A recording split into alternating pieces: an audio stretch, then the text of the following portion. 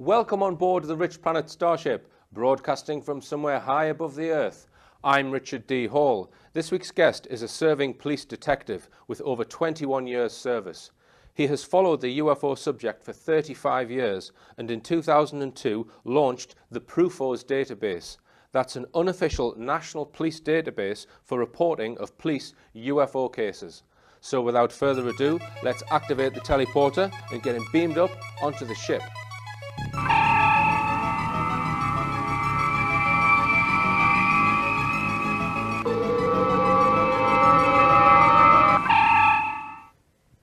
Detective Constable Gary Heseltine, welcome on board the starship. I'm glad to be here. Good. We've got a lot to talk about, Gary. Your extensive research into UFOs, and we're going to cover the Rendlesham Forest case first, Yeah, which that's fine. has been in the news a little bit recently. Because I would say that out of anybody still alive, you have probably researched this case more thoroughly than anyone. Would you go along with that?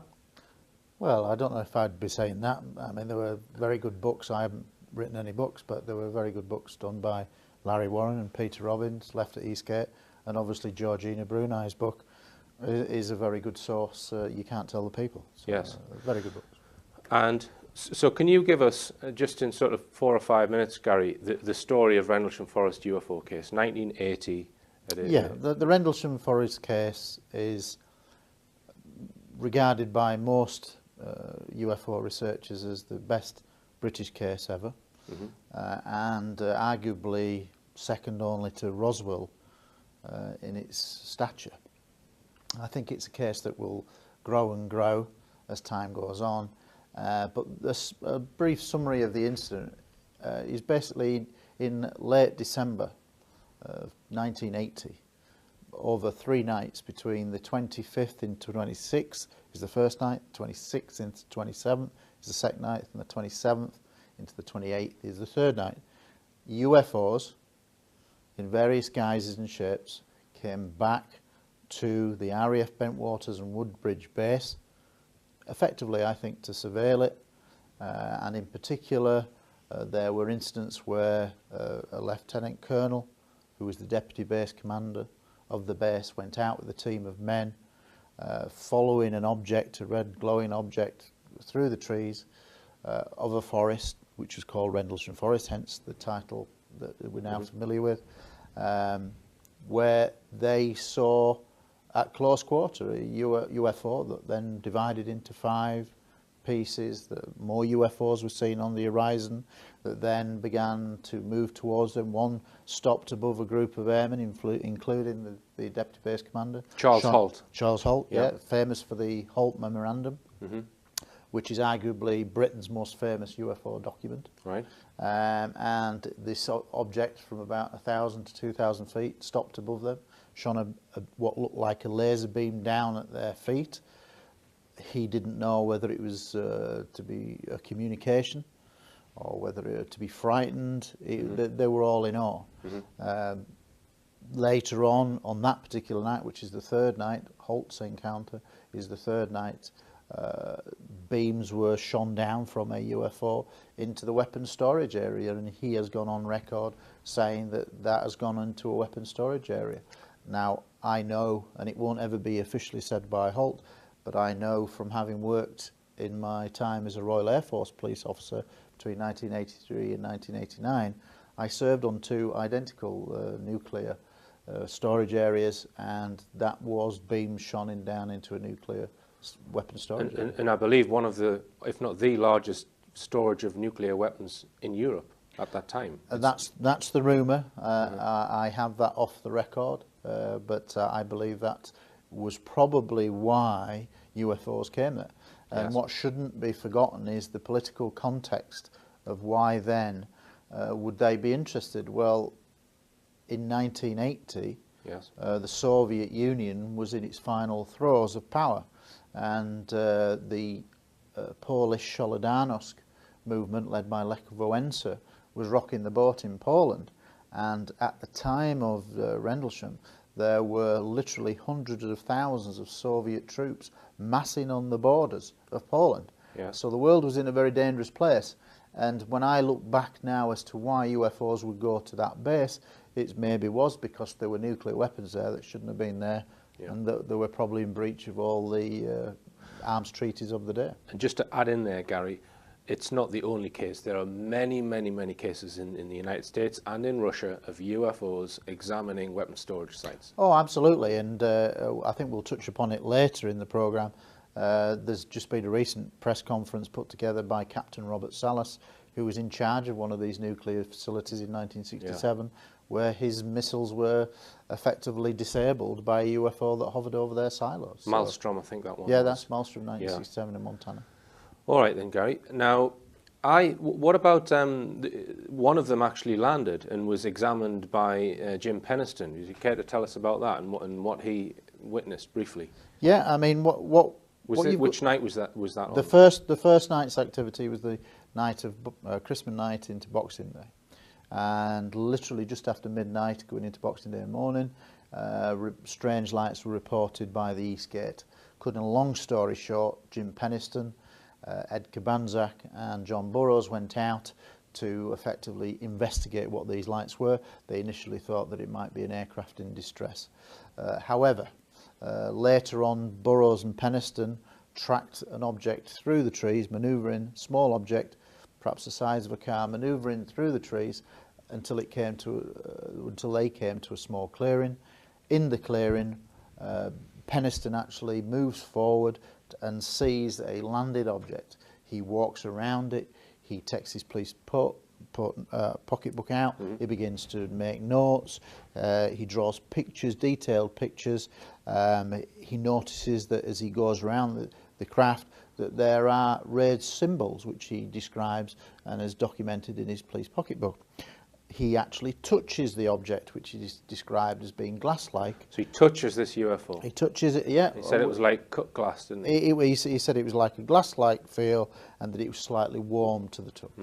Now, how many other kind of reports do we have where there is such an interaction with the object? This is clearly a structured object, and this is not somebody who we would regard as a fool, an idiot. He's a tech sergeant, a very experienced US Air Force police officer, accompanied by another Air Force police officer, John Burroughs. So these are very credible people, and it's an incredible event. He said that the air was electrically charged, that he could feel it, and he also commented on the incredible speed when it actually lifted off the ground and then was gone in very what he quickly. describes is that as the object begins to rise off the ground, they hit the deck instinctively. When it begins to lift up, it then goes to a sort of treetop height, tilts on its side, and then gone in the blink of an eye. And it left impressions in the ground as well, he didn't know that at the time, but when he got back, he was not sure quite what to report to his shift commander, thinking who's going to believe me kind of thing.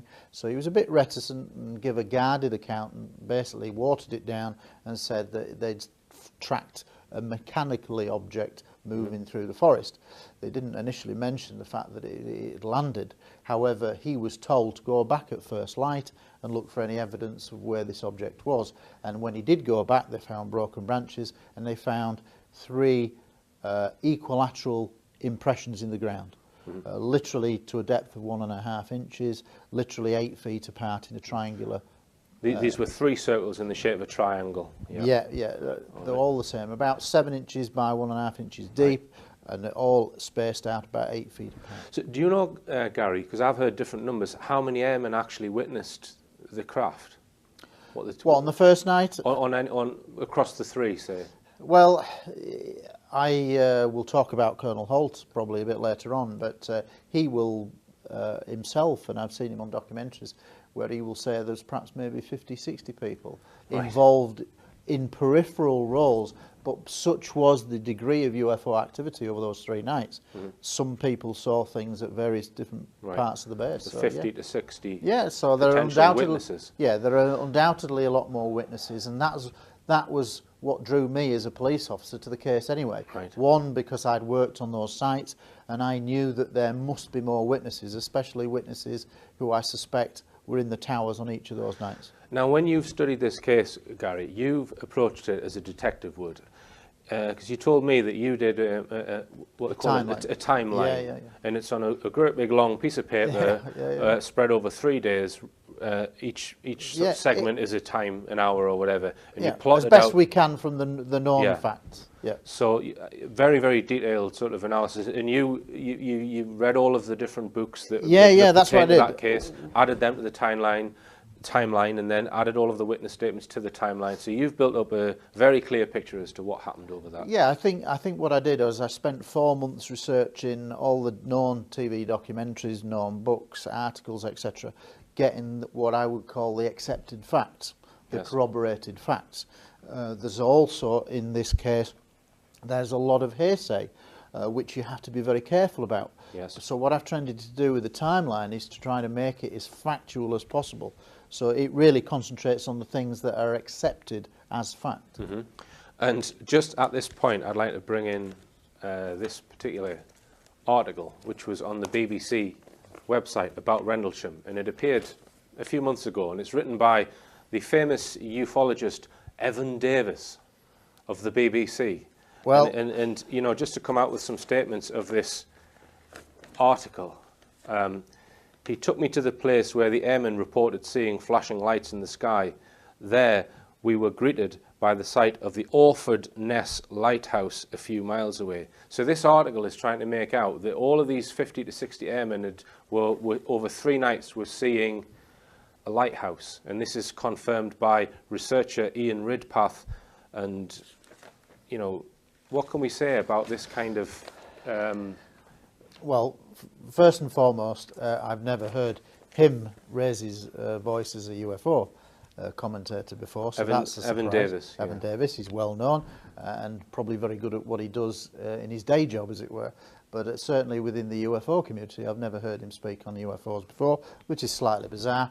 And for somebody who is well known and who is presumably an investigative journalist, he's lent himself to a very poor piece of journalism for the simple reason is that he hasn't checked out the facts with the actual people who were there.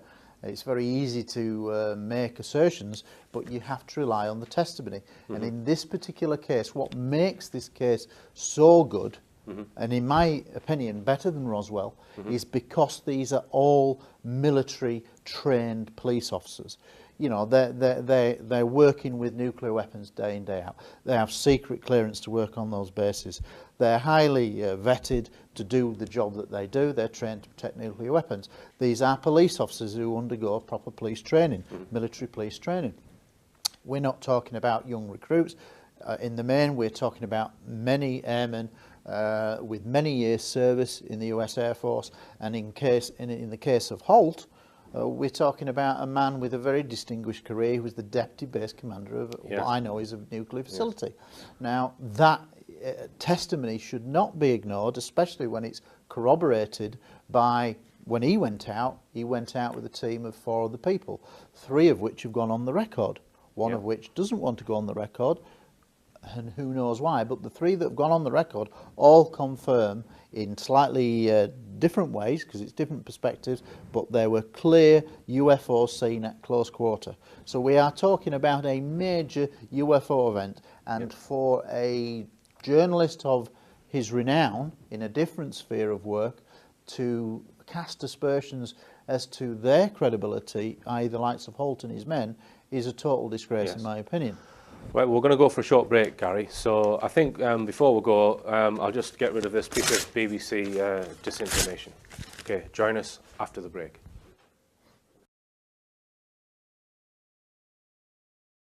Welcome back on board the Starship. I'm talking with Detective Constable Gary Heseltine, who has researched the Rendlesham UFO case. Now, you've actually, after you gathered all of this data and did all of this research, you then put that into a form of a film script, Gary. Can you tell us about that? Well, the reason why I did get involved in the research was because for many years I'd want to get involved purely because it was such a brilliant case and because I suspected there were more witnesses.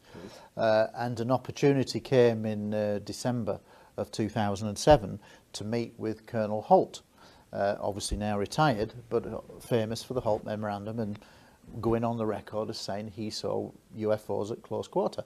So a very important man. and I met him for the filming of a UFO documentary about Rendlesham. And fortunately, on the first night I met him, it was before the filming, we'd just arrived literally together, and we ended up in a pub. Right. And for me, it was like sitting down, if you like football, sitting down with Pele. Yeah. You know, I just had this one-to-one with him for about 4 hours. Yeah. And it was amazing, because I obviously had all these questions, and I just want to fire them off at him. And I found him very engaging and not defensive. And we had a brilliant time, but it was a privilege for me to have that opportunity. And the bottom line was, at the end of that night, I said to him, has anybody ever talked about writing a film script? And he went, no, people have talked about books and things like that. I said, well, I sort of would like to write a film script about the events there, because it's so fantastic. You know, I'm sure it should be made into a film. And I said, would you collaborate with me? And he said, yeah, fine. So that was an honour in itself. Yeah. So I went away from there, and then I thought, right, I've got an opportunity to really delve into the case. That's when I did the 4 months of research. I see. Created the timeline. Yeah. And then what I did was I had this long list of questions Yeah. from all my research that said, right, what about this? What about this? Yeah. And I fired them all off, email contacts to Holt, and he came back every time straight away, and I found him very cooperative. And basically that collaboration process has resulted in a screenplay that was that went to him a year later, Yeah. in late December 2008. Right. He read the first draft, and he was really pleased with it. And what is important is that he said, I will endorse this. And he has signed a piece of paper saying that I will go with this account of the story. And really the process has continued since. Yeah. And last year I was invited to go to Laughlin in Nevada for the International UFO conference there. And there, as a result of the prompting of Linda Moulton Howe, Yeah. who was again a very famous researcher and who has a huge interest in the Rendlesham case, she put me in contact with a guy called Paul Davids, who's a bona fide Hollywood producer, filmmaker, and he was the guy that was responsible for producing Roswell, the TV movie with Carl McLaughlin and Martin Sheen, which is, you know, well regarded. And he has an interest in the subject and got a big interest in Rendlesham Forest. And he's basically given me some advice on how to try to shape it forward, and that process is still ongoing. Yes, and of course your account is a very factual account, and we know from past Hollywood films that, you know, you can count on one hand the amount of Hollywood films that represent true stories as, you know, close. They always Yes. change them. Yeah. You know, it's part of what they do. So was that not a problem for you, Well, Gary? one of the things he suggested is, I mean, he told me that the likes of Spielberg and George Lucas had actually looked at the Rendlesham case, but they hadn't found a way to tell all the conflicting stories into a cohesive script. There is no one central heroic figure that runs throughout a usual film. It's an ensemble piece. And so what Paul Davids did was give me an idea on how to bring that together, which I won't go onto on camera, but suffice to say that there is a slight change, and there may be a fictional character that is drawn in to bring all this together, Yes. much in the same way that he told me that that's how they got the Roswell film to work, by creating this Martin Sheen character. Well, let's hope that something comes of that, and they do represent it correctly if it gets off the ground. And you know, It's a brilliant story. I'd love It that to be doesn't made. need to be trashed by Hollywood. The story stands up on itself. Yes. You know, not least the fact that after the sightings there is quite clearly a cover-up where airmen are interrogated, including Sergeant Jim Peniston, Sergeant Adrian Bustinza. You know, there's quite a lot of deep, dark secrets to the Rendlesham. Yes. Now, you've been involved with various UFO magazines over the years, Gary. You've written extensively. Yep. And there's a new one come out, I think it's just on its second edition now, Yeah. the UFO Matrix magazine. Yeah. You've been asked to write for that. Would you care to tell us about UFO Matrix? Well, I'm really pleased that it's got off the ground, because the background to this is that UFO magazine, which was Graham Birdsall's fantastic magazine that ran for many, many years. Sadly, when he died, I think it was 2004 now, his magazine ceased. and effectively since 2004 there hasn't been what we would call a mainstream, you can go into WH Smith's and buy it off the kind of shelf kind of thing. Well, UFO Matrix has managed to find a way to do that. It's bi-monthly. It's got to be a great thing for anybody who's interested in the subject, because for the first time in 6 years we've now got a magazine that you can purchase on the street. So, you know, from my point of view, it's a brilliant development. I'm all for it. Yes, I've been asked to write a piece. I believe it's going out in the 3rd issue, and I think I might get a regular column about my work with police officers. Good. And that's run by Philip Mantle and Malcolm Robinson. And if if you have time, do get yourself out to buy a copy of it, because I've seen the first copy and it's very good, isn't it? Yeah. It's a glossy UFO magazine, Matrix. and it looks the part, and it's told from, I believe, what a very factual kind of basis. It's not sensationalistic. Now we come on to your own research, which is your PRUFOs. Obviously, you're a police officer, and the chap before you, who was known as a police and UFO researcher, was Tony Dodd. Yeah. And in many ways, you've kind of stepped into his shoes, I believe. And you actually live not far from where Tony lived, am I right? Not a million miles, 40 miles or something like that. And you actually never met Tony Dodd, but you nearly met him, I believe. Well, I had a couple of conversations with him when I first had the idea for the database. He was pretty much in retirement then, and I got his phone number. Graham Birdsall gave me his phone number, and I gave him a ring, told him what I was proposing to do to create a database for serving and retired police officers, and he wished me well, basically, and said, you know, good luck. Yeah. But I don't think his health was that great at the time, so it never really went beyond a couple of phone calls. Now, a couple of things to point out about your database. Firstly is that police are generally slightly reluctant to shout from the hilltops that they've seen a UFO, and not least because it might affect their career prospects. They don't wish to be seen to be ridiculed. It's kind of perhaps not something that the higher echelons of the police would encourage police officers to report on. So you've set up this unofficial. I do this as a hobby. It's a hobby, but it's very comprehensive and very professionally done, if I may say. And so police officers who essentially you've got nowhere to turn and nowhere to report this to, they'll come to you in confidence quite a lot of the time, isn't it? Yeah. Especially if you're a serving officer. The vast majority of serving officers aren't comfortable to have their name out there in lights, and they request anonymity, but as long as I can check them out and they provide evidence that they are who they say they are, then they can have that anonymity. Right. The press can do it, so why can't I? And people can go online and read all of these cases, aren't they? Can you just give us the URL, Gary, the website address? It's www.prufos, P-R-U-F-O-S, policedatabase.co.uk.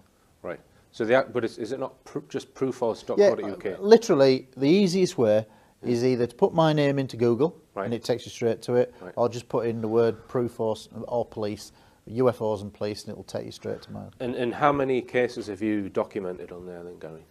Well, you've got to appreciate that it's not just officers that have come to me. What it is a collection of newspaper articles, book articles, things like that. What I've basically done is collected as much information from any source about police officers. And I started with about half a dozen cases in 2002. I now have over 350 cases involving over 800 British police officers. So literally 100 officers a year have gone on there. Right. Now we're going to focus in on three, recently reported cases. The first case, which took place near a concert. Yes. Can you tell us about that case, Gary? This is a case where we have footage to support it. So the footage in itself is physical evidence. You don't just have to have the knife, the gun. The videotape is physical evidence. Yes, some people will say it can be manipulated, and yes, it can, but I don't believe in these two cases they are. They're mobile phone clips by two off-duty police officers in the concert area. Now, they're serving officers. They don't want to have their details out there, but I'm happy who they say they are, and the clips stand up for themselves. But what is fascinating about this footage that I believe that you're going to air, was taken in June of this year. 2010. 2010, so it's an absolute current case. Daytime shot. Yeah. Daytime shots, and as you can see from the footage, here's the most fascinating thing. the object is seen in the sky against a clear blue sky with wispy cloud for 30 minutes at a relatively low altitude of just literally maybe 1,000 feet. It's seen for 30 minutes moving from effectively left to right from their perspective, heading in the direction of Concert. But the amazing thing is that if their description of the size is involved, then we've got a pretty unique and exciting case, because they describe the object as between 200 and 400 feet in length. And this is a cylinder moving in the sky with no obvious engines. There's no noise associated with the object. No wings, no wings, no visible... no superstructure. It's basically a tube that is rotating in the sky at various angles, stood up, down, angles, and it's basically, how does it stay in the sky? But if these dimensions are anywhere near but right, then we have what I think is one of the best documented cylinder UFOs caught on camera anywhere, and the footage is quite good. Right. Now, I mean, we've obviously got to look at the different possibilities here, Gary, because you know, there's no way that could have been some kind of promotional balloon or something like that, in a cylindrical shaped balloon that was just floating about. Well, what you've got to think there is that if you release a balloon, which is an airborne governed object, then if the wind is blowing, and no doubt at altitude there will be thermals that we can't see or feel, but they'll be there. If you release a balloon, it will drift with the wind, and it will rise and possibly fall, etc. But it will move literally from one direction. Well, on these two clips, you can quite clearly see that in the upright clip, when it's in the vertical position, it is stood upright, and it is rotating on its own axis very slowly at roughly that speed, glinting in the sun, quite clearly a metallic kind of object, and it is not operating like any balloon characteristic that I'm aware of. And we were just discussing this before. It's slightly frustrating that the person operating the camera didn't pan back and just get some foreground objects in, so we can, you know, see, compare it to other, and also to hold something up, perhaps a 10-pence piece at arm's length, to get an idea of the size of the object. So and I would advise people, anyone who does see anything, get a bit of the horizon, get a tree there, don't get a house there, to zoom get in a road there. Too close. Straight away, you have to get some context. Because the cleverer people than me, if you've got that 3D perspective, they can work out exactly how far away it was from the camera, what size the object was, you know, and these are things that in this case would have been really brilliant. Had they have got that 3D perspective with the quality of the second clip, the upright vertical shot, I think you would have had one of the, if not the best cylindrical UFO clip I have ever seen. And you've interviewed both of these police officers. Yes, I have. You're 100% happy at their authenticity. Who they say they are. I mean, it's difficult to try and, you know, let's say it was a hoax, to think, why would a serving police officer, you know, jeopardize their credibility by orchestrating such a thing? So it's police, I would imagine, are probably more reliable as witnesses for that reason. Well, let's get things in perspective. Can police officers make genuine mistakes? Of course they can. Am I saying that every case on the database is ET? No, I aren't. What I am there is to record and collate these sightings. But when you analyse what many of these cases, the contents of the cases, then they do not point to conventional objects moving in the sky, or astronomical, or balloons, or microlights. This is, they're described, the vast majority of cases on the database describe unconventional objects moving in unconventional ways, usually in total silence, which defies our current knowledge of aviation. Yes. Okay then, Gary. Well, we're going to go for another short break. After the break, we're going to discuss two more PUFOS cases. Yep. And then we're going to also talk a little bit about UFO disclosure. Yep. So stay tuned. Welcome back on board the Starship. I'm talking to Detective Constable Gary Heseltine about UFOs. Now, we were talking before the break, Gary, about this case near Concert, where a cylindrical object was seen. Now, do you know if there have been many other cases of that sort of shape? Because most well, not most, but many UFO cases are of the classic flying saucer. So, I mean, this is a very unusual sort of shape. Well, I would say not. Perhaps to the general public who are unfamiliar with the detail of the subject, then most people associate the word flying saucers to discs, and that is obviously one of the main kinds of shapes involved. But historically, over the last 60 years, researchers can establish that there are basically four main types, which is the sphere, the disc, the triangular shaped object, and the cylindrical shaped object. Cylindrical objects, UFOs, are more akin to regarded as mothership kind of objects, seen very high at high altitudes, but of huge dimensions. Like the George Adamski mothership type Yeah, thing, kind of. Yeah. That kind of scenario. All right.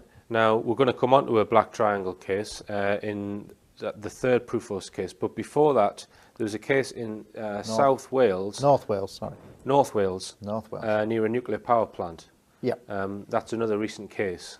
Yeah, it's recent in a sense that the officers approached me this year, so it's recent. And that's generally how it happens. Most of the accounts I get are historical, where officers are retired, they suddenly find out that there's my database, and they feel compelled to approach me with their stories. Yeah, how they, like time can go by, and then they'll say, "Oh, well, I've got to get round to reporting that UFO case from." Yeah, but what you've got to understand is a lot of officers who are retired. You know, whilst I'm well known within the UFO community, I'm not on the BBC every day or ITV or on Sky One. If you did have that kind of programme, a lot more people would know what you did. So literally, they might just look on a million UFO websites, never come across me. But as time's gone on, obviously I'm more well known within the field, and so they will come across my database and they'll think, well, I have a story to tell, and that's how they generally approach me. Just before we come on to this Welsh case, I have recently added a reporting mechanism on my website, RichPlanet.net, where non-police officers can report their cases to me, and I'm actually working in collaboration with Birmingham UFO Group. Dave Hodrian, Dave Hodrian. He's helping me, and we're going to get Dave on the show at some point to discuss, he's because there's cases come in almost every day. And that seems to be working very well. But to get back to this Welsh case, Gary, tell us about this. Well, funnily enough, this is the classic flying saucer case. What you have is it's 1982, it's winter time, and you have got a small village near Festiniog up in the North Wales mountains, basically.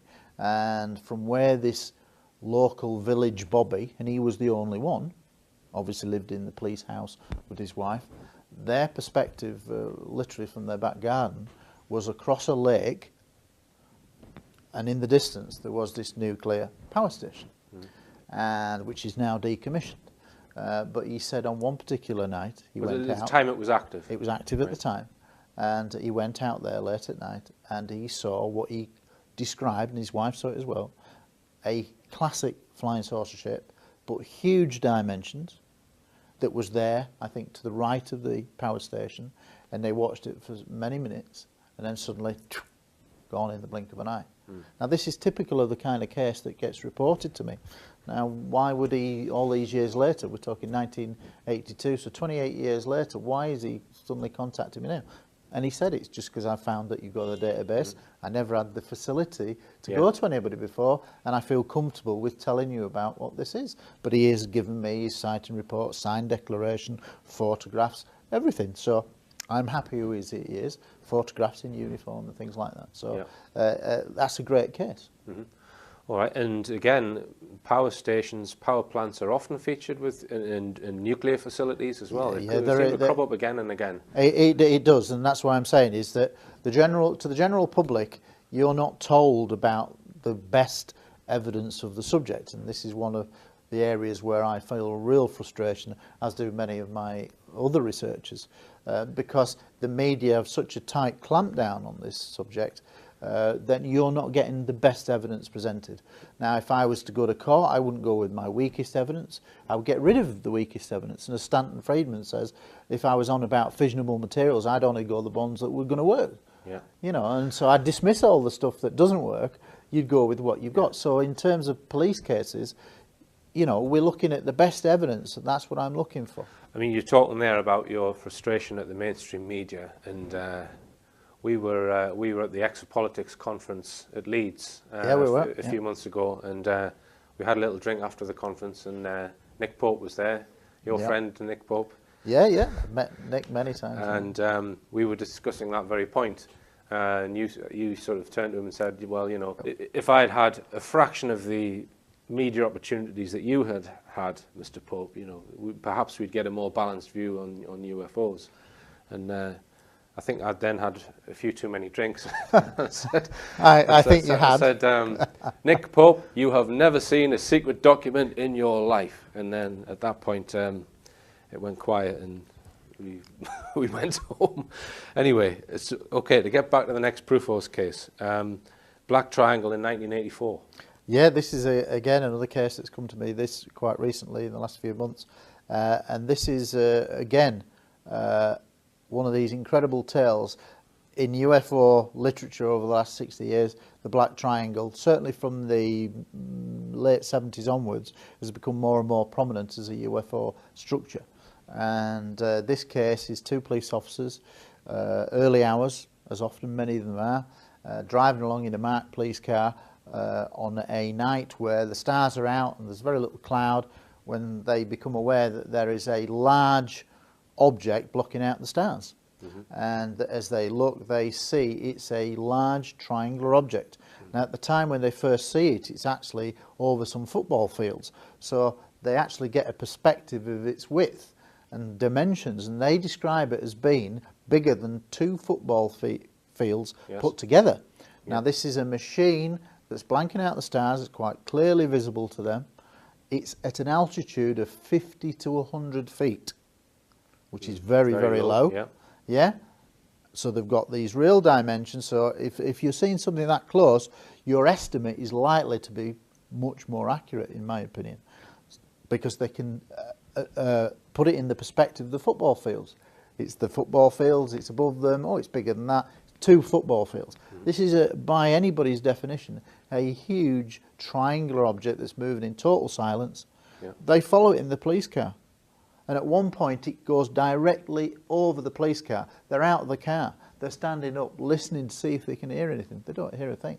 And this is, again, one of those common characteristics of what I would call a genuine UFO, i.e. silence.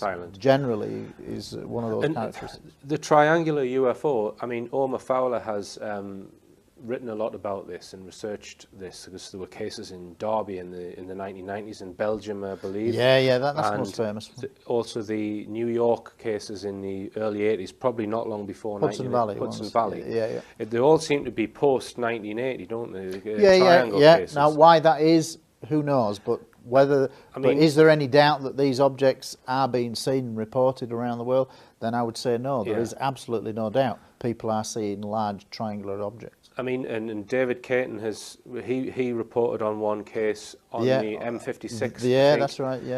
And I put it to him, and I also put it to Omar Fowler, that, you know, it could be one of these secret flying triangle crafts that the Americans are alleged to have developed, the TR-3B being one of them. You mean like a stealth black project? Yes, but like one that's got a back-engineered anti-gravity system in it, which is why nuclear powered. It's alleged to be, which is why it's silent. Well, but I mean, they haven't even disclosed it. It's been. I think what weakens that is that certainly when you look at America and the Groom Lake facility, Area 51 as it's called, they literally have thousands of square miles in which they could trial these kind of stealth reverse engineered kind of objects. Why would in 1984 there be an object of those dimensions flying above an urban area? And the reality is that that's not going to happen, because it would obviously safety. If it was, if man was doing this, then you would have all the safety considerations and permissions in airspace. No, these objects are seen and operate often not on radar, which defies our radar technology, and they just can't be explained away as any kind of conventional or atmospheric answer. All right. Now, when I first contacted you, Gary, it was a few years ago because I was contacted by a chap called Robert Hall, Yep, Robert. a Geordie gentleman who insisted to me that he had seen an extraterrestrial in 1940. Yep. And you can watch the whole documentary from the RichPlanet.net website. If you click on RichPlanet.net TV and then click on the Gateshead Grey, you'll be able to watch the full documentary, which charts Robert Hall's story. Because when I first got involved with Robert, one of the things that Robert gave me was this article, which was written by you. Yeah. And I think you maybe wrote this around about 2002 or something like that. Probably about 2004. Was it? Is it? Right, okay. Because Robert actually took you around all of the streets where this egg-shaped UFO was witnessed in a back street, where he allegedly witnessed an extraterrestrial, which was then slain by his uncle Ernie Wren. Yeah. And may sound rather preposterous to if you just sort of tell this story in the pub, but you researched this quite extensively, and then I kind of took it on after you'd finished researching it, and my quest was to try and find one of the other witnesses, which Robert claims to be, and I did come that close, because there is I just wanted to ask you about this, Gary. There is a lady who's still alive, who lived in the house where Robert Hall alleges that the UFO came down in the backyard, and I've traced her. Yeah. And I knocked on her door, and I've knocked on her door several times, and she started getting annoyed at me knocking on her door. So I wrote her a letter, and I couldn't help feel that she was being evasive and that she knew something. Because everyone else who I've knocked on loads of doors with this case, and every person has been friendly. Oh, well, no, I haven't heard about that, or what have you. Well, perhaps I should cut in with an interesting anecdote, which I think will tie in with what you're trying to get across there. Yeah. Whether this lady has seen something or not, who knows? She gave you the impression that she did know more, but she just didn't feel comfortable talking about it. Now, in my 8 years of research with police officers, I have been told on a couple of occasions, go see that guy, he's told me he's had a UFO sighting. And so I've obtained the telephone numbers, and I've rang these people. And I've said, well, I've been talking to PC so-and-so and so, and he tells me that you've got a UFO sighting. I don't want to talk about it. Bang. That's very rare. Yeah. But I've had that a couple of times.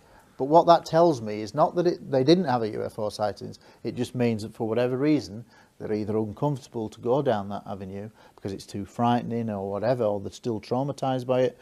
But the clear inference is something happened, but I just don't want to talk about it. And maybe this lady is the same. Yeah, because I actually heard from another lady who lived next door to her, who was evacuated at that time during the war, so she didn't witness anything. She was talking to this lady in the street, her friend, and she brought it up. She said, oh, has that guy contacted you yet? The guy who's researching the UFO case, he's making a documentary. And she wouldn't even talk to that friend about it. So this is someone she's known all her life, and she blanked her own friend. I did trace the name of the guy who Robert Hall was with on that day, but unfortunately he's no longer with us. And this lady may well be one of the girls who Robert Hall claims were trying to run away and were cutting their hands on the barbed wire fence as they were trying to get away from this craft. What you've got to put in perspective, the first time Robert contacted me, he told me this tale, and for the first hour I thought, this guy's as mad as a hatter, I'll be honest. But the more I fired questions back at him, the more he came back with what I thought was a lot of detail. Streets, place names and things like that. And he began to get me curious, to the point where I felt like he was telling free recall, and I'm an advanced interviewer. And so I'm pretty good at judging whether somebody's telling me the truth or not. And it sounded factual, so that's what led me to go up to Newcastle to meet him and take me around these places. And on the face of it, it's the truly incredible tale, but at the heart of it, I do think something happened. And the curious anecdote to all of this is that he himself told me that he'd been on the Alan Robson show in Newcastle, local radio presenter, TV presenter, and they'd done a programme probably 7 or 8 years ago, and some people had actually rang in on that night and said, yeah, we remember it being in the papers, which is what which is what Robert Hall has always said, it was in the papers. Yes. Now, we have yet to find that, and unfortunately, the Alan Robson show was not recorded, and nor were the list of callers that came in, which is a real frustration. But in a way, that's an anecdote that corroborates that something about this case was in the papers in the 1940s. Yes, yes.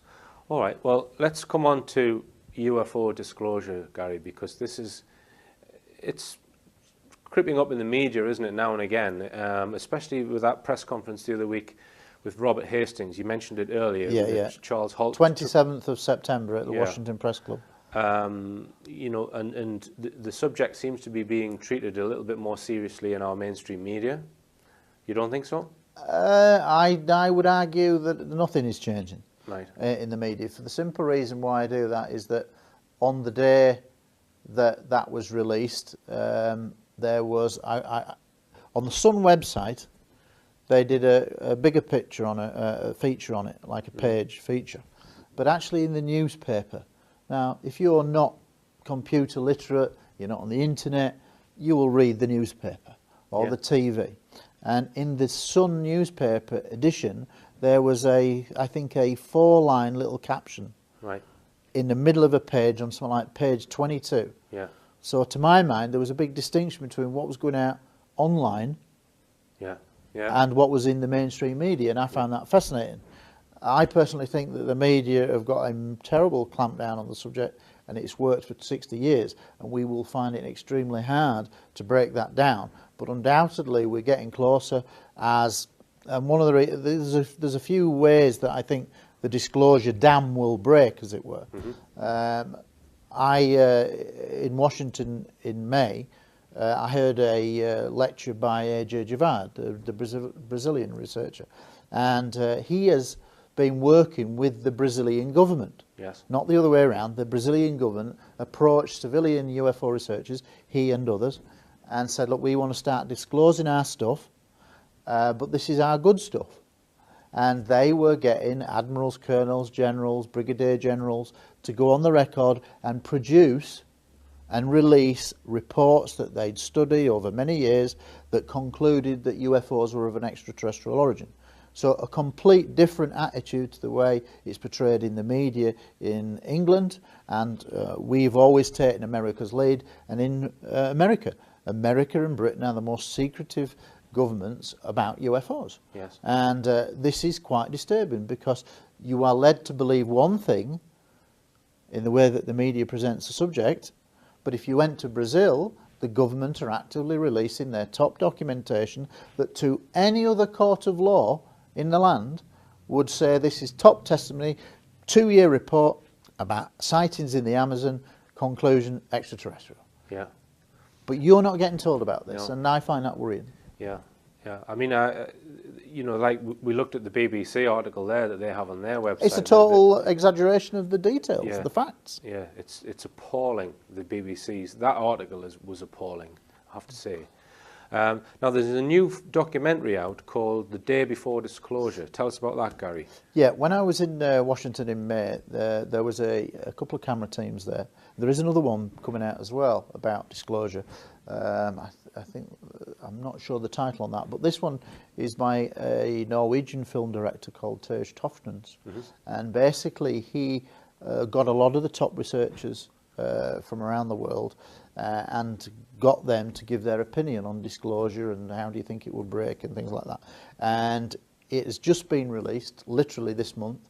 You can go straight to the Day Before Disclosure official website. It's free to watch online, The Day Before Disclosure. It's a brilliantly put together documentary. And you're in it? Yeah, I'm in part 2. It's in 3 parts. Part 1, part 2, part 3. It's free. Watch it. It's a very well put together. And if you didn't have a clue about the reality or the main subject of UFOs, I would urge anybody to watch that. And if you have an open mind at the end of that documentary, you will feel as if you are not being told quite the truth.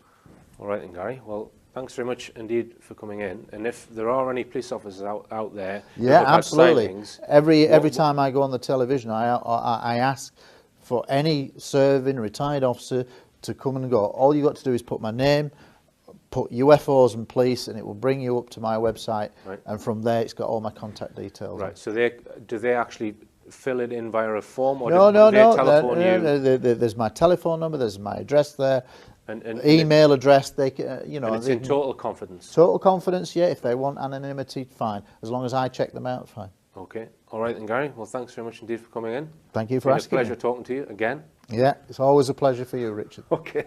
We'll get you beamed back down to planet Earth. Thank you. I'm getting a bit giddy. It just remains for me to say, keep your eyes on the skies, keep your feet on the ground, and tell all your friends about this show.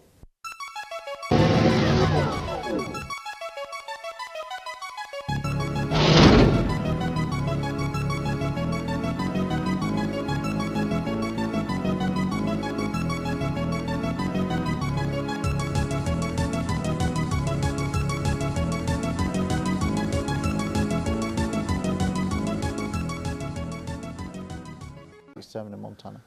All right then, Gary. Now, what about one of them actually landed and was examined by Jim Penniston? Would you care to tell us about that and what he witnessed briefly? Yeah, I mean, Which night was that? Was that the on? the first night's activity was the night of Christmas night into Boxing Day, and literally just after midnight, going into Boxing Day morning, strange lights were reported by the East Gate. Cutting a long story short, Jim Penniston, Ed Kabanzak and John Burroughs went out to effectively investigate what these lights were. They initially thought that it might be an aircraft in distress. However, later on, Burroughs and Penniston tracked an object through the trees, manoeuvring, small object, perhaps the size of a car, manoeuvring through the trees until it came to until they came to a small clearing. In the clearing, Penniston actually moves forward and sees a landed object. He walks around it. He takes his police pocketbook out. He begins to make notes. He draws pictures, detailed pictures. He notices that as he goes around the craft that there are raised symbols, which he describes and has documented in his police pocketbook. He actually touches the object, which is described as being glass-like. So he touches this UFO. He touches it, yeah. He said it was like cut glass, didn't he? He said it was like a glass-like feel and that it was slightly warm to the touch. Now, how many other kind of reports do we have where there is such an interaction with the object? This is clearly a structured object, and this is not somebody who we would regard as a fool, an idiot. Yeah. He's a tech sergeant, a very experienced US Air Force police officer, accompanied by another Air Force police officer, John Burroughs. So these are very credible people, and it's an incredible event. He said that the air was electrically charged, that he could feel it, and he also commented on the incredible speed when it actually lifted off the ground and then was gone in very what very he quickly. describes as is that as the object begins to rise off the ground, they hit the deck instinctively. When it begins to lift up, it then goes to a sort of treetop height, tilts on its side, and then gone in the blink of an eye. And it left impressions in the ground as well, which He didn't know that at the time, but when he got back, he was not sure quite what to report to his shift commander, thinking who's going to believe me kind of thing. So he was a bit reticent and gave a guarded account and basically watered it down and said that they'd tracked a mechanically object moving through the forest. They didn't initially mention the fact that it landed. However, he was told to go back at first light and look for any evidence of where this object was. And when he did go back, they found broken branches and they found 3 equilateral impressions in the ground, literally to a depth of 1.5 inches, literally 8 feet apart in a triangular. These were 3 circles in the shape of a triangle. Yeah, they're all the same, about 7 inches by 1.5 inches deep, and they're all spaced out about 8 feet apart. So do you know, Gary, because I've heard different numbers, how many airmen actually witnessed the craft? What, on the first night? On across the 3, say? Well, I will talk about Colonel Holt probably a bit later on, but he will himself, and I've seen him on documentaries, where he will say there's perhaps maybe 50, 60 people involved in peripheral roles, but such was the degree of UFO activity over those 3 nights. Some people saw things at various different parts of the base. The so, 50 to 60 so there are potential witnesses. there are undoubtedly a lot more witnesses, and that was what drew me as a police officer to the case anyway. Right. One, because I'd worked on those sites, and I knew that there must be more witnesses, especially witnesses who I suspect were in the town.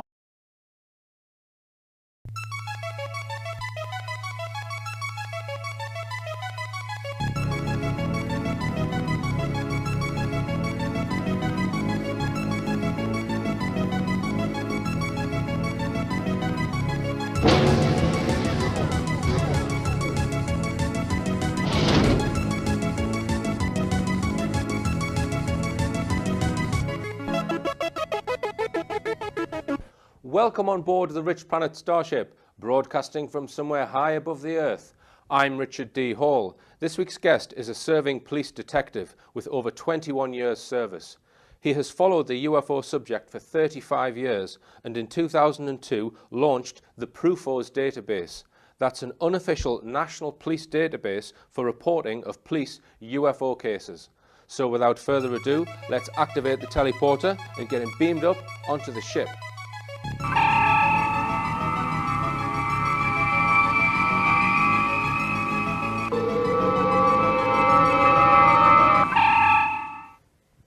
Detective Constable Gary Heseltine, welcome on board the starship. I'm glad to be here. Good. We've got a lot to talk about, Gary. Your extensive research into UFOs, and we're going to cover the Rendlesham Forest case first, That's fine. has been in the news a little bit recently. Because I would say that out of anybody still alive, you have probably researched this case more thoroughly than anyone. Would you go along with that? Well, I don't know if I'd be saying that. I mean, there were very good books. I haven't written any books, but there were very good books done by Larry Warren and Peter Robbins, Left at Eastgate, and obviously Georgina Brunei's book is a very good source. You can't tell the people. So, yes. Very good books. And so can you give us, just in sort of 4 or 5 minutes, Gary, the story of Rendlesham Forest UFO case, 1980? Yeah, the Rendlesham Forest case is regarded by most UFO researchers as the best British case ever, and arguably second only to Roswell in its stature. I think it's a case that will grow and grow as time goes on. But a brief summary of the incident is basically in late December of 1980, over 3 nights between the 25th into 26th is the first night, 26th into 27th is the second night, and the 27th into the 28th is the third night. UFOs in various guises and shapes came back to the RAF Bentwaters and Woodbridge base, effectively, I think, to surveil it, and in particular there were incidents where a lieutenant colonel, who was the deputy base commander of the base, went out with a team of men following an object, a red glowing object, through the trees of a forest which was called Rendlesham Forest, hence the title that we're now familiar with, where they saw at close quarter a UFO that then divided into 5 pieces.